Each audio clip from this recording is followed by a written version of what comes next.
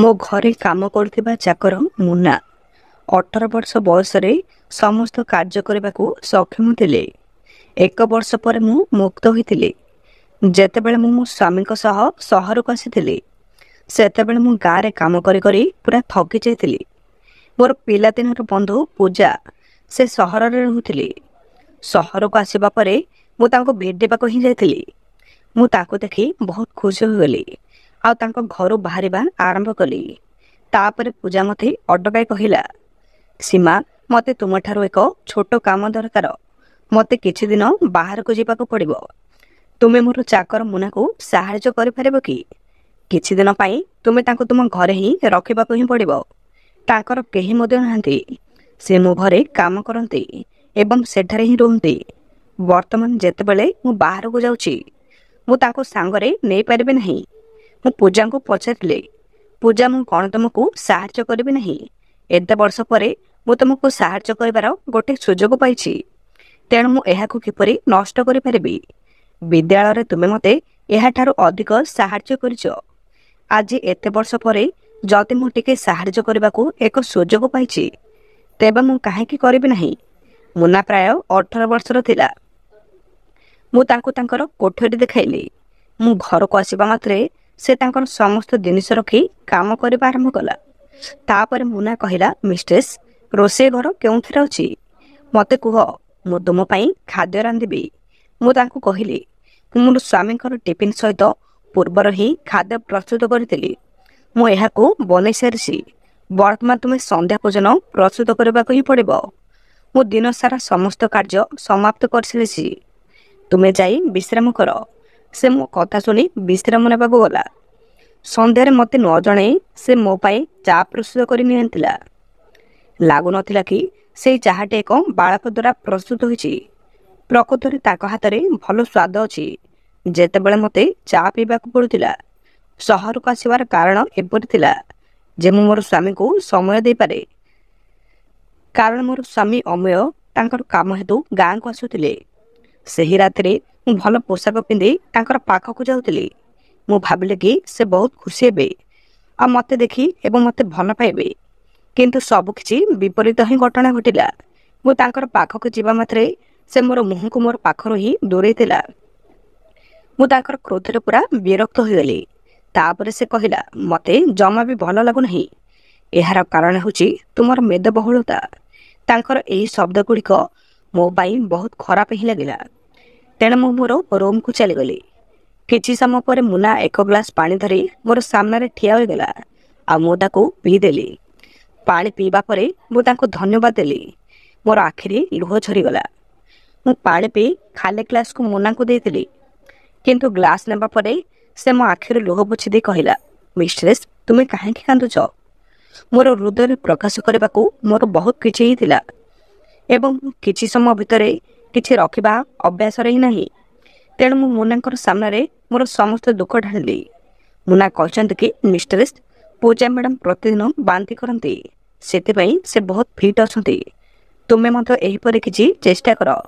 ତୁମେ ମଧ୍ୟ ବହୁତ ଫିଟ୍ ହୋଇଯିବ। ଶୀଘ୍ର ଏକ ଫିଲ୍ମ ତିଆରି ହେବ ଯାହାକୁ ସାପ ମଧ୍ୟ ପସନ୍ଦ କରିବେ। ମୁଁ ମୁନାଙ୍କର କଥା ସ୍ଥିର କରିଦେଲି। ପରଦିନ ମୁନା 15 ଦିନ ବିଦେଶ ଯାଉଥିଲି।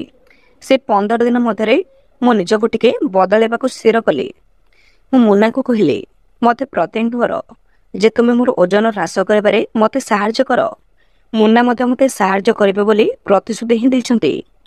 ପରବର୍ତ୍ତୀ ସମୟରେ ମୁଁ ମୋର ସ୍ୱାମୀଙ୍କୁ ବିଦେଶ ଭ୍ରମଣ କାର୍ଯ୍ୟ ପାଇଁ ପଠାଇଥିଲି। ମୁଁ ତାଙ୍କର କଥାରେ ପୁରା କ୍ରୋଧିତ ହୋଇଯାଉଥିଲି, କିନ୍ତୁ ମୁଁ ତାଙ୍କୁ କହିଲି ନାହିଁ। ସେ ଯାତ୍ରା କରିବା ମାତ୍ରେ ମୁଁ ଏଠାରେ ବ୍ୟାୟାମ କରିବା ଆରମ୍ଭ କରିଦେଲି। ଆଜିକାଲି ଇଣ୍ଟରନେଟରେ ସବୁକିଛି ଦେଖିବା ପରେ ମୁଁ ଜୁମ୍ବା ନୃତ୍ୟ କରିବା ଆରମ୍ଭ କରିଦେଲି। ଯେତେବେଳେ ନାଚିବା ମୋର ଦେହ ପାଇଁ ଅତ୍ୟଧିକ ଭାରି ଲାଗୁଥିଲା, ଆଜି ପ୍ରଥମ ଥର ପାଇଁ ମୁଁ ମୋର ମେଦବହୁଳତାକୁ ଅନୁଭବ କଲି। ପ୍ରଥମ 4 ଦିନ ପାଇଁ ବହୁତ ଉତ୍ସାହର ସହିତ ବ୍ୟାୟାମ କଲି। ମାତ୍ର 4 ଦିନ ପରେ ମୋର ଦେହରେ ଖାଲି ଆଘାତ ହିଁ ଲାଗିଲା। ଶେଷରେ ମୁଁ ମୁନାକୁ କହିବାକୁ ବାଧ୍ୟ ହେଲି ଯେ ମୋର ପାଦ ମାଲିସ କରିବା ଆରମ୍ଭ କରିଦେଲା। ମୁଁ ମସାଜ ସମୟରେ ଶୋଇପଡ଼ୁଥିଲି।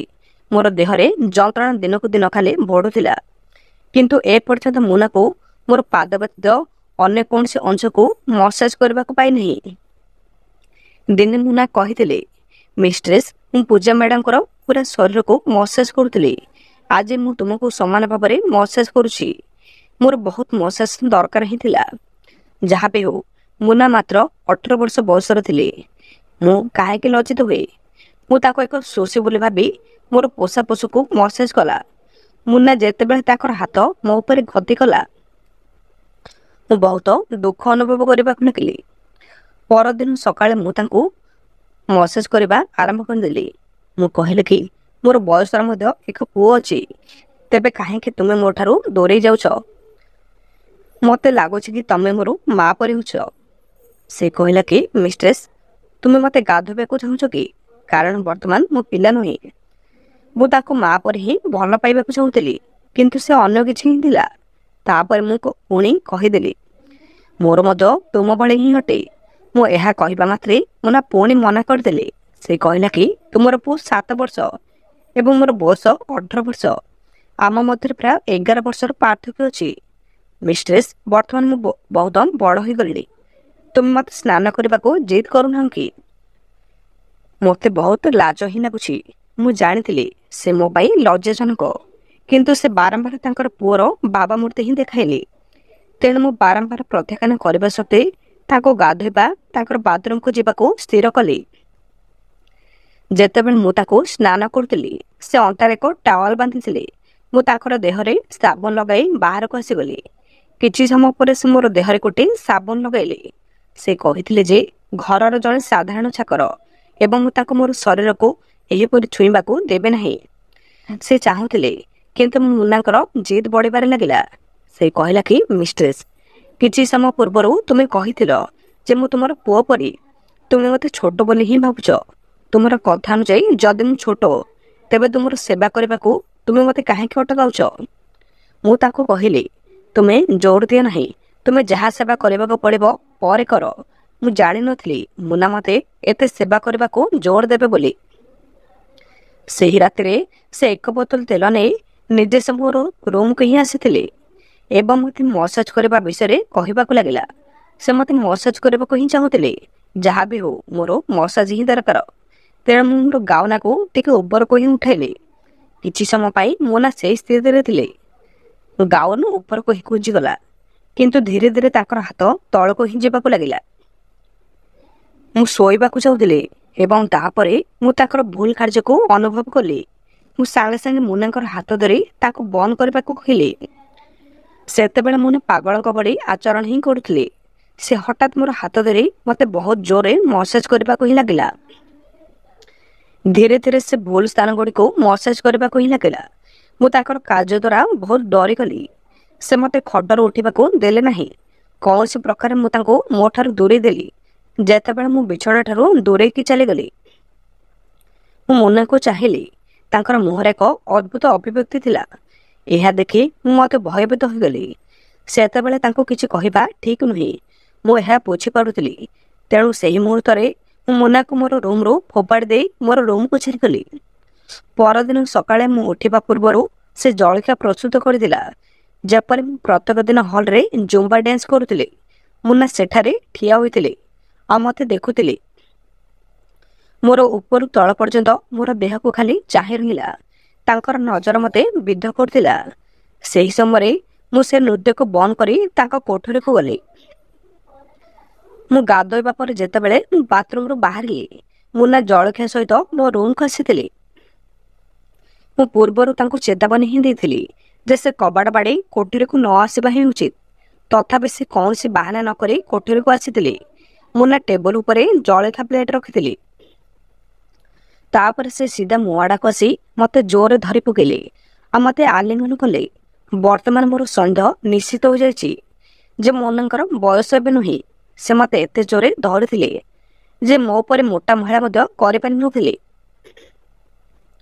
ମୁଁ ନିଜକୁ ମୁକ୍ତ କରିବାକୁ ବହୁତ ଚେଷ୍ଟା କଲି। ସେ କେବଳ ମୋତେ ଆଲିଙ୍ଗନ କରିବା ବନ୍ଦ କରିନଥିଲେ, ସେ ମୋର ବେକ ପାଖରେ ମୁହଁ ରଖିଥିଲେ। ସେ କହିଲେ କି ମିଷ୍ଟ୍ରେସ୍, ଯଦି ତୁମେ ମୋତେ କ୍ଷମା କର, ତେବେ ମୁଁ ବର୍ତ୍ତମାନ ତୁମଠାରୁ ଦୂରେଇ ଯିବି। ଦୟାକରି ମୋ ବିଷୟରେ ପୂଜାଙ୍କର ନିକଟରେ ଅଭିଯୋଗ ହିଁ କର ନାହିଁ। ଏହା କହି ସେ ମୋତେ ଆହୁରି ଅଧିକ ଠେଲିଦେଲା। ମୁଁ କହିଲି କି ଠିକ୍ ଅଛି, ମୁଁ ତୁମକୁ ଏବେ କ୍ଷମା ହିଁ କରିଦେଉଛି। ମୁନା ମୋ ଠାରୁ ଦୂରେଇ ଯିବା ମାତ୍ରେ ମୁଁ ଗୋଟେ ଦୀର୍ଘ ନିଶ୍ୱାସ ଛାଡ଼ିଲି। ତାପରେ ମୁଁ ତାଙ୍କୁ କହିଲି, ମୁଁ ତୁମକୁ ଏବେ କ୍ଷମା ହିଁ କରିଦେଉଛି, କିନ୍ତୁ ବର୍ତ୍ତମାନ ତୁମେ ମୋର ରୁମ୍କୁ ବାହାରକୁ ହିଁ ଯାଅ। ମୁଁ ନିଜକୁ ସଂଶୋଧନ କରି ବାହାରକୁ ଆସିବି, ତାପରେ ଆମେ କଥା ହେବୁ। ନରମ ଶବ୍ଦ ସହିତ ମୁଁ ତାଙ୍କୁ ମୋର ରୁମ୍ରୁ ବାହାର କରିଦେଲି। ନିଜକୁ ସୁସ୍ଥ ହେବା ପରେ ମୁଁ ହଲ୍କୁ ଆସିଥିଲି। ବାହାରକୁ ଆସିବା ପରେ ମୁଁ ଦେଖିଲି ମୁନା ମୋତେ ଅପେକ୍ଷା ହିଁ କରିଥିଲା। ତାଙ୍କ ଆଖିରେ ଲୁହ ଆସିଗଲା। ମୁଁ ତାକୁ ମୋର ପାଖକୁ ହିଁ ନେଇଗଲି। ତାଙ୍କର ମୁଣ୍ଡକୁ ଯତ୍ନ ନେଉଥିବା ବେଳେ ମୁଁ କହିଲି, ମୁନା, ତମେ ଏହା କର ନାହିଁ। ତୁମେ ମୋ ସହିତ ଏତେ ଅଦ୍ଭୁତ ଆଚରଣ କରିବାର କାରଣ କୁହ। ରାତିରେ ସେ ଏହା କହିଲା, ମିଷ୍ଟ୍ରେସ୍, ମୋତେ କ୍ଷମା କରନ୍ତୁ। ଗତକାଲି ମୁଁ ଭୁଲି ଯାଇଥିଲି ଯେ ଆପଣ ପୂଜା ମ୍ୟାଡ଼ାମ ନୁହନ୍ତି।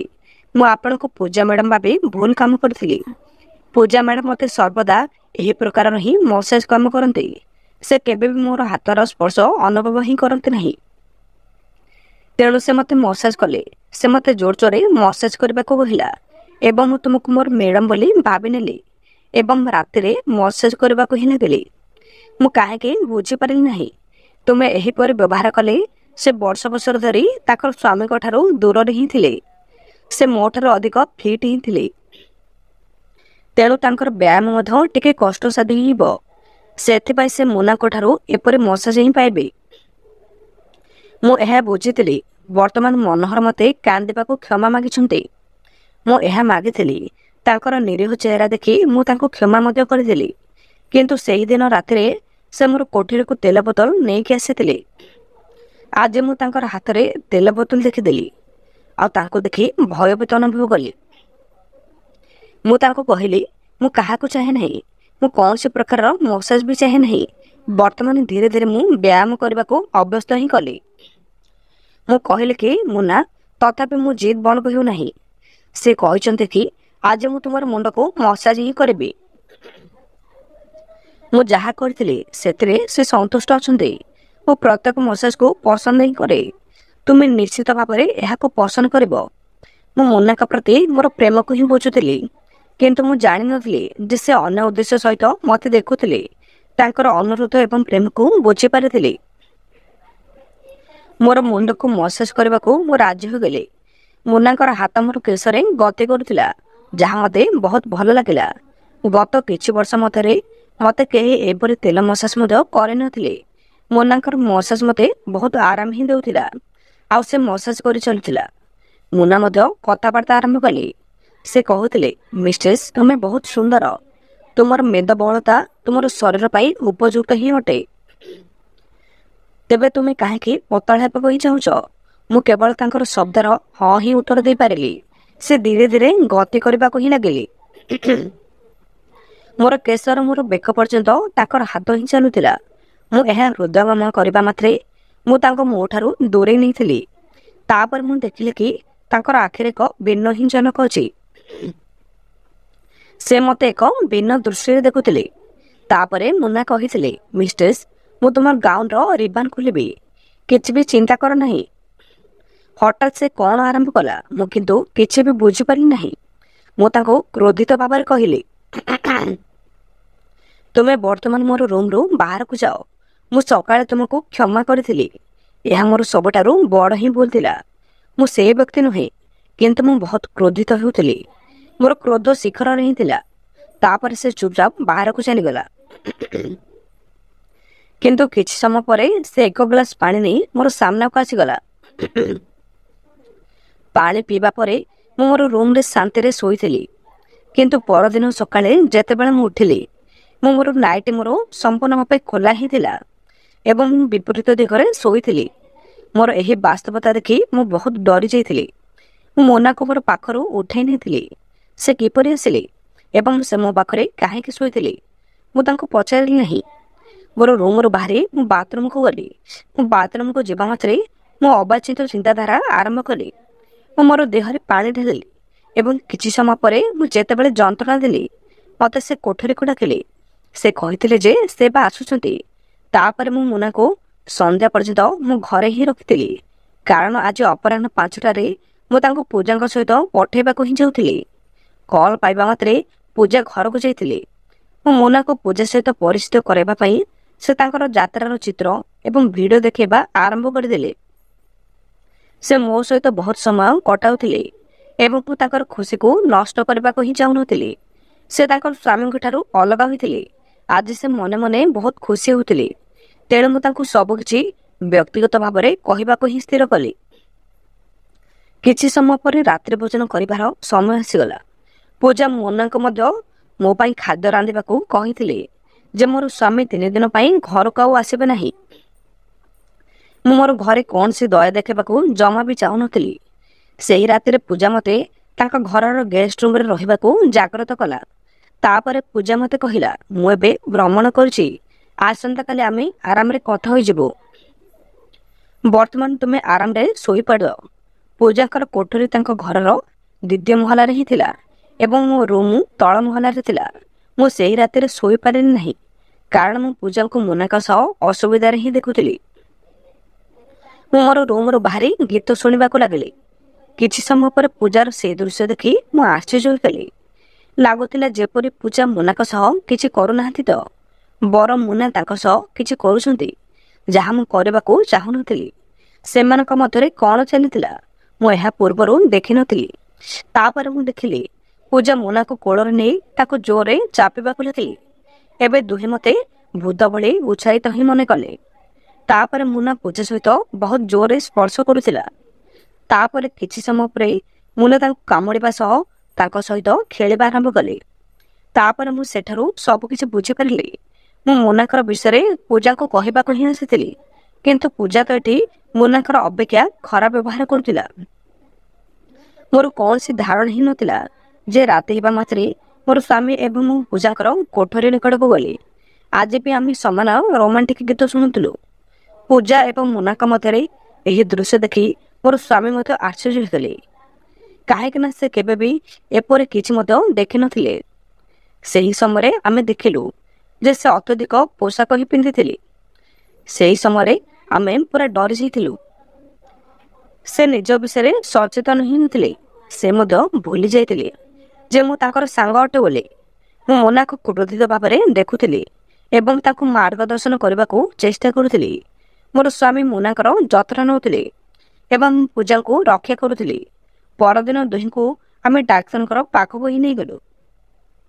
ତାପରେ ଡାକ୍ତର ପୂଜାଙ୍କୁ ଏକ ଔଷଧ ଦେଇଥିଲେ, ଯେଉଁଥିପାଇଁ ସେ ଭଲ ହେବାକୁ ହିଁ ଲାଗିଲେ। ସେହି ଅବସ୍ଥାରେ ଡାକ୍ତର ପୁନର୍ବାର ପୂଜାଙ୍କୁ ପଚରାଉଚରା ଆରମ୍ଭ ହିଁ କରିଥିଲେ, ଯେଉଁଥିରେ ପୂଜା ମଧ୍ୟ ଉତ୍ତର ଦେଇଥିଲେ।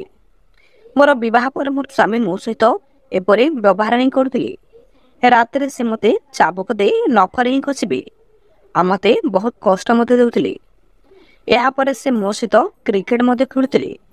ବେଳେବେଳେ ସେ ମୋତେ ମୋର ଇଚ୍ଛା ବିରୁଦ୍ଧରେ କ୍ରିକେଟ ଖେଳିବାକୁ ବାଧ୍ୟ କରିଦେଉଥିଲେ ଏବଂ ହ୍ୱାଇଟ୍ ସଟ୍ ମାରିବେ, ଯାହା ମୋତେ ବହୁତ ଆଘାତ ହିଁ ଦେବ ଆଉ ମୁଁ କିଛି ବି କରିପାରୁନଥାଏ। ତେଣୁ ମୁଁ ମୋର ସ୍ୱାମୀକୁ ଛାଡ଼ି ସହରକୁ ଦୌଡ଼ିଗଲି। ପୂଜାଙ୍କ ସ୍ୱାମୀଙ୍କର ଅତ୍ୟାଚାର ତାଙ୍କର ମନକୁ ଗଭୀର ଆଘାତ ଦେଇଥିଲା। ଯେତେବେଳେ ପୂଜା ମୋନାକୁ ଗାଁରୁ ସହରରେ କାମ କରିବାକୁ ଆଣିଥିଲେ, କିଛି ଦିନ ପରେ ମୋନା ତାଙ୍କର ସ୍ୱାମୀଙ୍କ ପରି ରାକ୍ଷସ ରୂପେ ଦେଖିବା ହିଁ ଆରମ୍ଭ କଲେ। ସେ କ୍ରୋଧ ପାଇବା ପାଇଁ ମୋନାକୁ ବ୍ୟବହାର କରିଥିଲେ। ପୂଜାଙ୍କର ସ୍ୱାମୀ ମଧ୍ୟ ଯାହା ବି କରିଥିଲେ ସେ ମୋନାଙ୍କ ପ୍ରତି ମଧ୍ୟ ତାହା ହିଁ କରୁଥିଲେ। ମୋନା ମଧ୍ୟ ଏହି ଅତ୍ୟାଚାର ଦ୍ୱାରା ବିବ୍ରତ ହୋଇଯାଇଥିଲେ ଆଉ ସେ ପୁରା ତାଙ୍କ ସ୍ୱାମୀଙ୍କ ପରି ପୁରା ଭୂତ ହୋଇଗଲି। ଯେତେବେଳେ ମୁଁ ମୋନାକୁ ମସାଜ କରିବାକୁ କହିଲି, ସେ ମୋ ଭିତରେ ପୂଜାକୁ ଦେଖିଲେ। ପୂଜାଙ୍କର ସ୍ୱାମୀ ତାଙ୍କ ପ୍ରତି ଯାହା କରିଥିଲେ ସେ ମଧ୍ୟ ମୋନା ପ୍ରତି ତାହା ହିଁ କରିଥିଲେ ଏବଂ ମୋନା ମଧ୍ୟ ମୋ ପ୍ରତି ମଧ୍ୟ ସେହିପରି କରିବାକୁ ଚାହୁଁଥିଲି। ମୁଁ ଏହି ସବୁ ବିଷୟରେ ଠିକ୍ ସମୟରେ ଜାଣିଥିଲି, ତେଣୁ ମୁଁ ଉଦ୍ଧାର ପାଇଗଲି। ନହେଲେ ମୋନା ମୋ ସହିତ ଯାହା କରିଥାନ୍ତା ତାହା ମୁଁ ସ୍ୱପ୍ନରେ ମଧ୍ୟ ଭାବିପାରିନଥାନ୍ତି। ତାଙ୍କର ସ୍ୱାମୀ ହେତୁ ପୂଜା ମାନସିକ ରୋଗୀ ମଧ୍ୟ ହୋଇଯାଇଥିଲେ ଏବଂ ମୋନା ମଧ୍ୟ ସମାନ ଅବସ୍ଥାରେ ହିଁ ଥିଲେ। ପୂଜା ଯାହା ବି କରୁଥିଲେ ଏଥିରେ ତାଙ୍କର କୌଣସି ଭୁଲ ହିଁ ନଥିଲା। ସେ ସମସ୍ତ ପୁରୁଷଙ୍କୁ ସମାନ ଭାବରେ ହିଁ ଦେଖୁଥିଲେ ଏବଂ ତାଙ୍କର ସ୍ୱାମୀ ତାଙ୍କ ପ୍ରତି କରିଥିବା ସମାନ କାର୍ଯ୍ୟ ମଧ୍ୟ କରିବାକୁ ହିଁ ଚାହୁଁଥିଲେ। ପୂଜା ଏବଂ ମୋନାକୁ କିଛି ମାସ ଚିକିତ୍ସା ପାଇଁ ଡାକ୍ତରଖାନାରେ ଭର୍ତ୍ତି କରାଯାଇଥିଲା। ମୋନା ମୋ ସହିତ କ'ଣ କରିବାକୁ ଯୋଜନା କରିଥିଲେ ମୁଁ ମୋର ସ୍ୱାମୀକୁ ସବୁ ସତ କଥା କହିଦେଉଥିଲି, କିନ୍ତୁ ମୁଁ ସେ ସବୁ ଘଟିବାକୁ ଜମା ବି ଦେଲି ନାହିଁ। ଏଥର ରାଜୁ ମୋତେ ସମର୍ଥନ ହିଁ କଲେ। ତେଣୁ ଆମେ ପୂଜା ଏବଂ ମୁନାକୁ ଠିକ୍ ସମୟରେ ଭେଟିଥିଲୁ। କିଛି ମାସ ପରେ ପୂଜା ଏବଂ ମୁନା ସମ୍ପୂର୍ଣ୍ଣ ସୁସ୍ଥ ହୋଇଗଲେ ଏବଂ ପୂର୍ବ ପରି ସ୍ୱାଭାବିକ ହୋଇଗଲେ। ପୂଜା ମୋତେ ଏବଂ ରାଜୁଙ୍କୁ ବହୁତ ଧନ୍ୟବାଦ ଦେଇଥିଲେ। ତାପରେ ମୁନାକୁ ନିଜ ପିତାମାତାଙ୍କ ସହ ଗାଁରେ ସୁରକ୍ଷିତ ଭାବରେ ଛାଡ଼ି ଦେଇଥିଲେ। ପୂର୍ବ ପରି ଉଭୟଙ୍କର ଅବସ୍ଥା ସ୍ୱାଭାବିକ ହୋଇଯାଇଥିଲା। ଏହି କାହାଣୀର ମୁଖ୍ୟ ବାର୍ତ୍ତା ହେଉଛି ଅପରିଚିତ ଲୋକଙ୍କୁ ଶୀଘ୍ର ବିଶ୍ୱାସ କରନ୍ତୁ ନାହିଁ ଏବଂ କୌଣସି ଅଶୁଭ ପରିସ୍ଥିତିକୁ ଅଣଦେଖା କରନ୍ତୁ ନାହିଁ। ତୁମର ସୁରକ୍ଷାକୁ ପ୍ରାଥମିକତା ହିଁ ଦିଅ ଏବଂ ସଠିକ୍ ସମୟରେ ଉପଯୁକ୍ତ କାର୍ଯ୍ୟାନୁଷ୍ଠାନ ମଧ୍ୟ ଗ୍ରହଣ କର। ବନ୍ଧୁଗଣ, ମୁଁ ଆଶା କରୁଛି ମୋର ଏହି କାହାଣୀଟି ଆପଣମାନଙ୍କୁ ନିଶ୍ଚୟ ପସନ୍ଦ ଆସିଥିବ। ଯଦି ପସନ୍ଦ ଆସେ ତେବେ ମୋର ଭିଡ଼ିଓକୁ ଲାଇକ୍, ସବସ୍କ୍ରାଇବ୍ ଓ ସମସ୍ତ ପାଖକୁ ସେୟାର କରନ୍ତୁ। ବନ୍ଧୁଗଣ, ଆଜି ପାଇଁ ଏତିକି। ପୁଣି ଦେଖାବା ଆଉ ଏକ ନୂଆ ଭିଡ଼ିଓରେ।